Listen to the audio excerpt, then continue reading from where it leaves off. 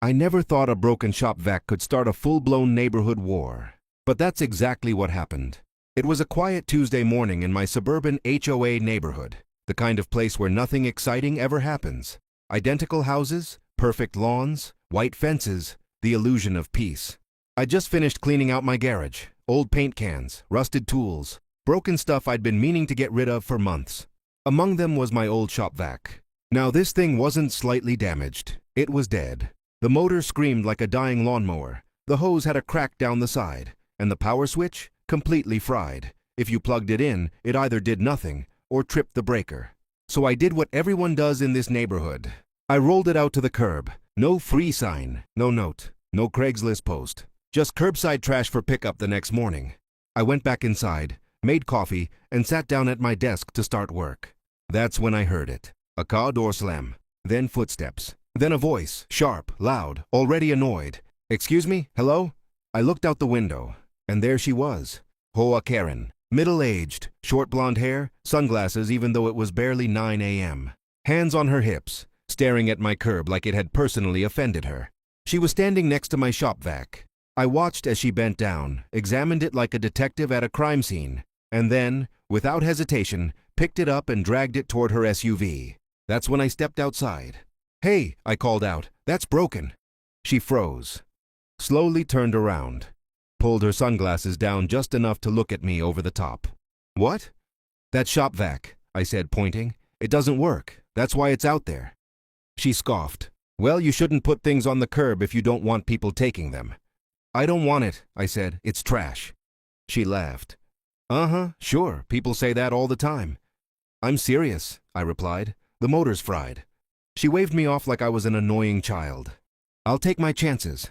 And before I could say anything else, she threw it into the back of her SUV, slammed the trunk shut, and got in the driver's seat. As she pulled away, she leaned out the window and shouted, "Maybe next time put a sign on it."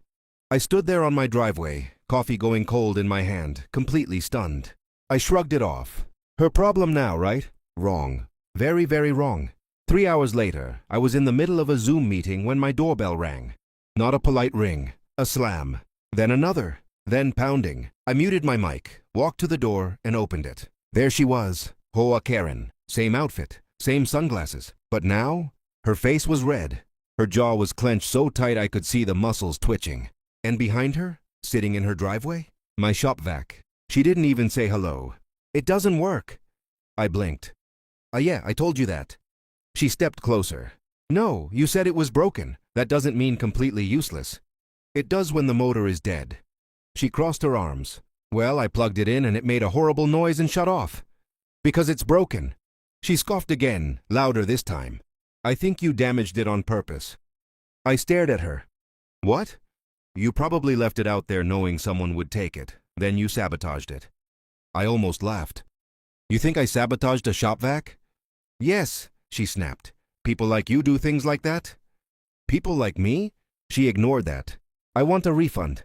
I laughed. "You stole my trash." "I didn't steal anything," she shouted. "It was on the curb."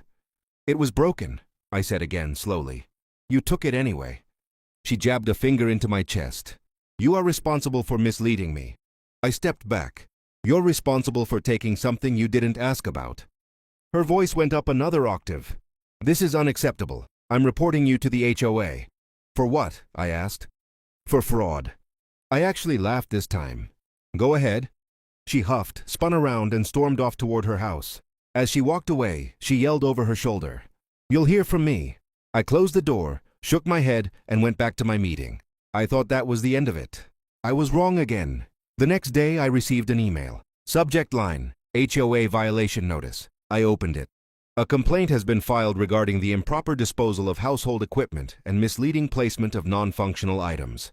I stared at the screen. She actually did it. I went outside to get the mail, and there she was again, standing with 2 HOA board members like she was leading a police investigation. One of them cleared his throat. "We've received a complaint," he said, "about a shop vac." Karen crossed her arms, smug. "He put a broken machine on the curb without labeling it. I took it and it could have caused electrical damage." I raised an eyebrow. "You took my trash." "That's not the point," she snapped. The board member looked uncomfortable. "Technically," he said, Items placed on the curb are considered abandoned property. Karen smirked. Exactly. But, he continued, there's no rule requiring residents to label broken items. Her smirk vanished. And, he added, once you removed it, responsibility transferred to you. Karen's face turned purple. So you're saying this is my fault? I'm saying, he replied carefully, that there is no violation. She lost it. This is outrageous. She pointed at me. He's disrespectful. He's hostile. He endangered my home. With a broken shop vac? I asked. She screamed. I want him fined. The other board member shook his head. Ma'am, please lower your voice. She turned on him. Don't tell me what to do. The meeting ended right there. Karen stormed off. But she wasn't done. Not even close. 2 days later, I saw a familiar SUV parked outside my house. Karen. Again. This time she was dragging the shop vac back toward my driveway. I stepped outside. What are you doing? She grinned.